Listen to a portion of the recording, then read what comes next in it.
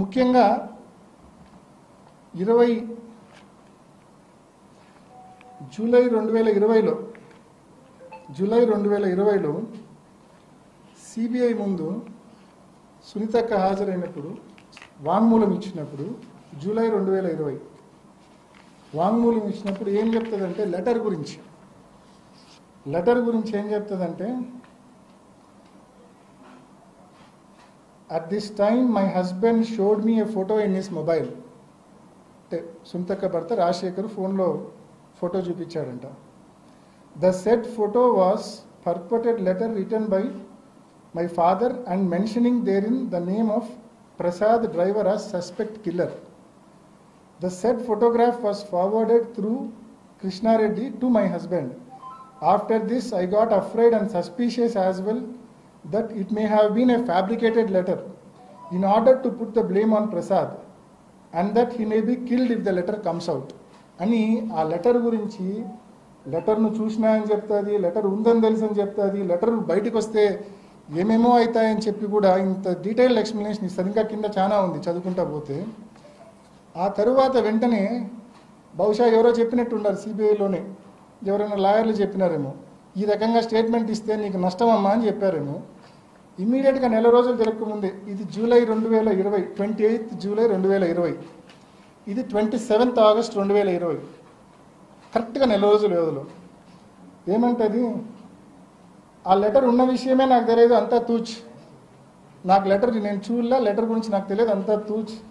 నేను లెటర్ను కేవలం రాహుల్ దేవ్ శర్మ పులివెందులకు రీచ్ అయినాక సాయంకాలం రాహుల్ దేవ్ శర్మ చూపిస్తేనే చూసినా తప్ప నాకు లెటర్ గురించి ఏమీ తెలియదని చెప్పి వెంటనే తప్పించుకుంటుంది.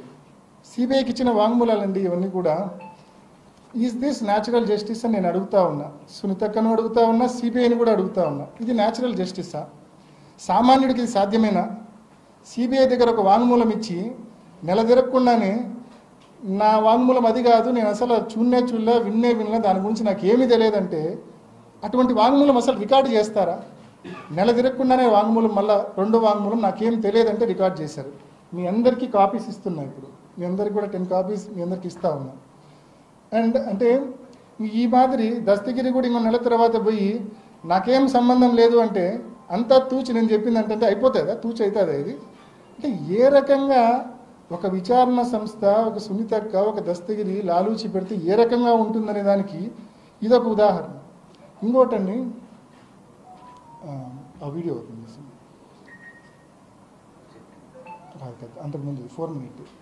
ఇంకోటి, ఇన్సిడెంట్ జరిగిన వెంటనే, ఇది కూడా వీళ్ళ యొక్క ఒప్పందం చూపించే వీడియోనే. ఇది కూడా ఇన్సిడెంట్ జరిగిన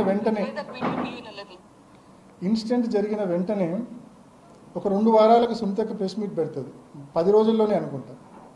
ఆ ప్రెస్ మీట్లో చాలా స్పష్టంగా చెప్తుంది, what was my father doing, మీరే వినండి.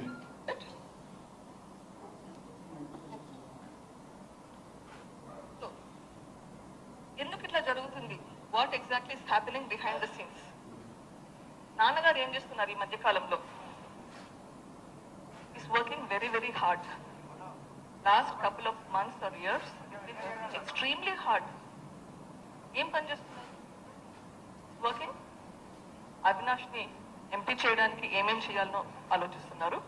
Is working on that. జగనన్నని సీఎం చేయడానికి ఏమేం చేయాలో ఇస్ వర్కింగ్ ఆన్ దట్. నాన్న చనిపోయింది 15th మార్నింగ్ అయితే 14th ఈవినింగ్ రాత్రి 10 గంటల వరకు కూడా జమ్మల్మడుగులో లాస్ట్ మీటింగ్ అల్లే ప్రభావతమ్మ గారితో, అక్కడ local leader, trying to convince Alle Prabhavathamma garu aunty garu to support Avinash. This has been his agenda, trying to raise people's support so that Avinash would win in the elections. మరి సునీతక్క మాట్లాడింది సరిగ్గా ఇన్సిడెంట్ అయిన 10 రోజులకు మాట్లాడిన వీడియో చాలా స్పష్టంగా చెప్పింది. మరి ఈరోజు ఎంపీ టికెట్ మోటివ్ అని ఎట్లా అంటా ఉన్నారో నాకైతే అర్థం కావడంలో. సో ఆ వీడియో ఒకవైపు, నేను నా యాంటిసిపేటరీ బెయిల్ ఆర్గ్యుమెంట్స్ అప్పుడు ఎంపీ టికెట్ను మోటివ్గా చూపించే ప్రయత్నం జరిగినప్పుడు నేను స్పష్టంగా హైకోర్టులో ఇదే వీడియో ప్రజెంట్ చేసిన. ఈ రకంగా వీడియో సొంత కూతురు మాట్లాడింది, మరోవైపు ఎంపీ టికెట్ను మోటివ్గా చూపిస్తూ ఉన్నారని చెప్పి నేను కోర్టులో కూడా పెట్టినా.